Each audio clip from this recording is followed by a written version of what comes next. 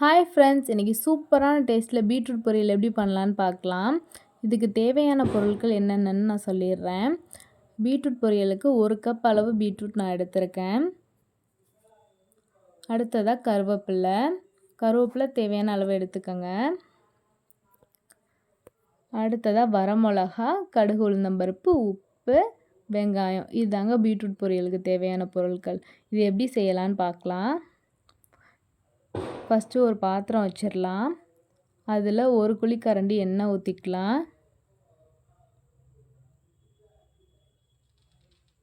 எண்ணெய் நல்லா காயணும். காஞ்சதும் 1 ஸ்பூன் கடுகு உளுந்தம்பருப்பு. கடுகு உளுந்தம்பருப்பு நல்லா பொன்னிறம் வரணும். அடுத்ததாக கருவேப்பிலை. எல்லாம் நல்லா பொரிஞ்சு வரட்டும். அடுத்ததாக 4 வரமிளகாயை பிச்சு போட்டிருக்கேன். அதுவும் நல்லா பொன்னிறம் வரட்டும். அடுத்ததாக 1 கை பெரிய வெங்காயம் நல்லா நெட்டுவாக்காக கட் பண்ணி வச்சுக்கோங்க. எல்லாம் உங்களுக்கு நல்லா பொன்னிறம் வரணும். இப்போ வெங்காயமும் நல்லா பொன்னிறம் வரணும். அடுத்ததாக பீட்ரூட் 1 கப் எடுத்திருக்கேன். பீட்ரூட் நல்லா வதங்கணும். நல்லா ஒரு 10 நிமிஷம் வதங்க விட்டுருங்க. பீட்ரூட்டை உப்பு போட்டு வதங்க விட்டுறலாம். தேவையான அளவு உப்பு. பீட்ரூட்லேயே உங்களுக்கு தண்ணி சத்து இருக்கும், அதனால் தண்ணி சேர்க்க தேவையில்லை.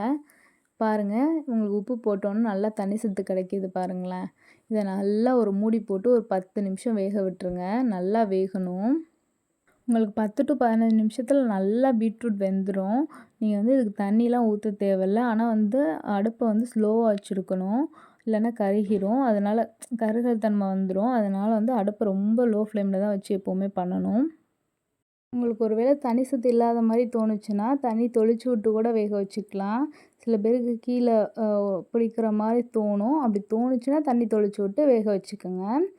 இது 15 நிமிஷத்தில் வெந்துடும். இப்போ நமக்கு நல்லா வதங்கி வந்துருச்சு. ஒரு மூடி போட்டு ஒரு 15 நிமிஷம் வேக விட்டோன்னா கரெக்டாக இருக்கும். இப்போ வேக வச்சு எடுத்தாச்சு. பாருங்கள், சூப்பராக வந்திருக்கு. டேஸ்ட்டும் சூப்பராக இருக்கும்.